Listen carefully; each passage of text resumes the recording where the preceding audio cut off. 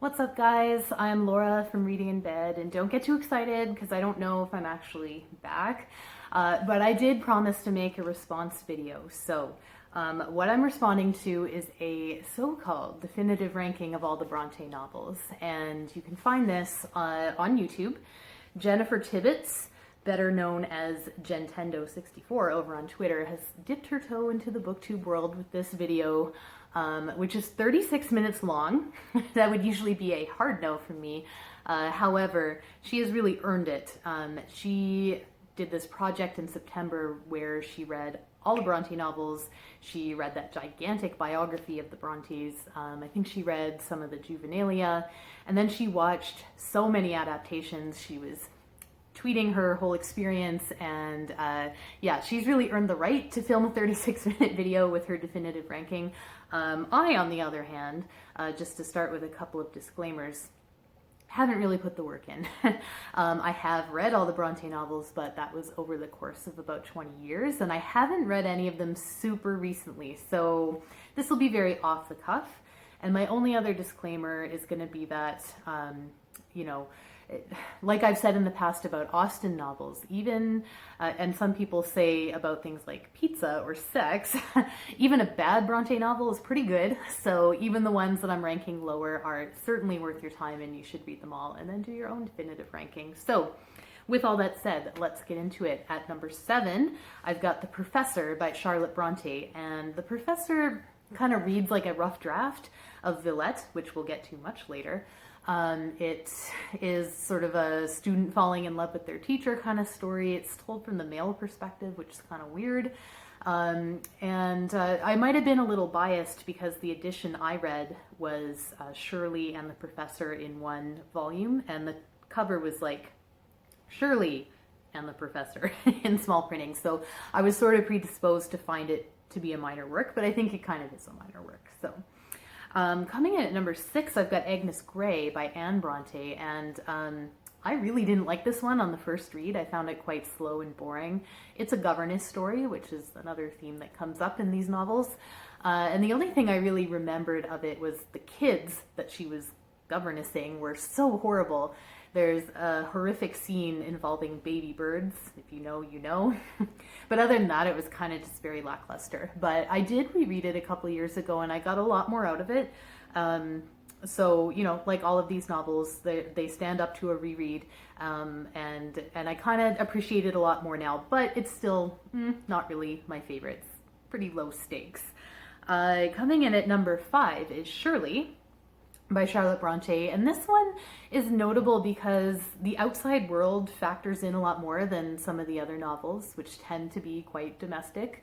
Like, they tend to take place maybe within a school or within a household, or you know, like 2 or 3 households. But in Shirley, we are like in the middle of the Luddite Revolution, so we've got peasants revolting against the industrialization of their industries, and we've got some female friendship going on in addition to the usual romance kind of themes. So there's just like more going on, more of the outside world, more of a historical context to it than most Bronte novels. So for that reason, it's interesting, but it's also kind of on the minor work end of things. So it's kind of middle of the road for me, I suppose. Coming in at number 4 is one that I actually own, because I don't own a lot of these, and that's Jane Eyre. So here's my edition that I paid $1 for at We Book In. And Jane Eyre, it's another governess story, and it's a funny one for me. I know so many women, you know, like know them online anyway, that identify so strongly with this book, and particularly women who grew up kind of bookish and quiet and shy and feeling unappreciated. And I certainly grew up that way too. But I think the thing is that I didn't read Jane Eyre until I was an adult. So I was already over all of that. Like, I'm no longer shy, and, you know, I am still bookish and all that, but like, I don't really, like, it doesn't bother me anymore, you know? I don't feel like I have to stand up and prove myself. So I think I might feel differently had I encountered this in school or otherwise when I was younger, but I didn't. So, you know, that is what it is. Coming in at number 3 is The Tenant of Wildfell Hall by Anne Bronte, hashtag Justice for Anne. She is kind of the neglected Bronte sister, but this book is so good. It's so modern in its themes. It's kind of like this proto-feminist kind of a treatment. It's about like the role of women within a marriage. It's about abuse in a marriage and like custody of children and all these things that weren't really talked about in polite society. And indeed, I think Charlotte tried to suppress the publication of this one, or maybe she did actually suppress it because she just didn't think it was appropriate for a woman, or at least for her own sister, to be writing about such subjects. So reading it today, it's obviously of its time and it's set in a particular place and time, but the treatment of the issues feels super modern and it's quite a feat for a book that's, you know, probably 200-ish years old. So The Tenant of Wildfell Hall is number 3, and coming in at number 2 is Villette by Charlotte Bronte. And so I talked about The Professor. This is kind of like The Professor but done right, like fully realized.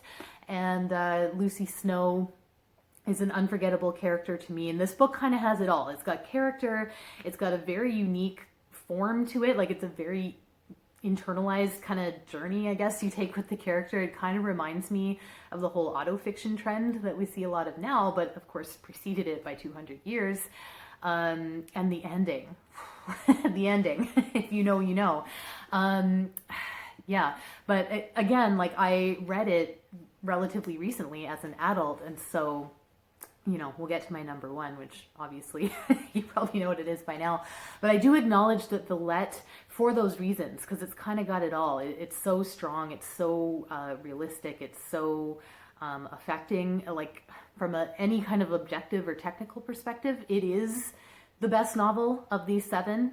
I acknowledge that. But, you know, coming to number 1, Wuthering Heights is number 1. It's not just my favorite Bronte novel, it is my favorite novel, and it has been since I read it for the first time in 1997. So despite the clear technical, you know, excellence of Villette, it's not going to overtake Wuthering Heights like nothing is. So Wuthering Heights, I mean, I'm not going to go into the plot, you guys probably know, but I did read it as a 16-year-old who was in love for the first time with, you know, someone who is fairly problematic, and neither I nor Catherine Earnshaw had the vocabulary for things like emotional abuse or anything like that. So me reading this book was just like articulating things in a way I'd never seen or experienced before.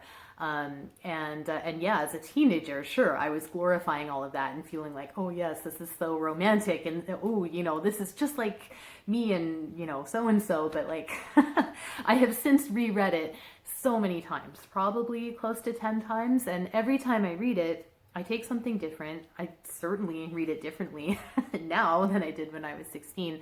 I don't read it as any kind of romance. Like many people will tell you, it's more a novel of revenge and, you know, family dysfunction, etc. And I see that now, and I see it slightly differently every single time.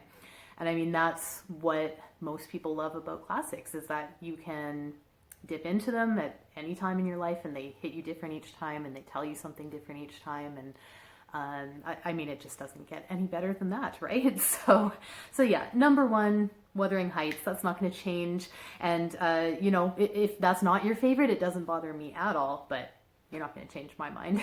So anyways, that is my definitive ranking of the Bronte novels. I would love to hear all of yours. So thanks for watching, and maybe I'll be back soon.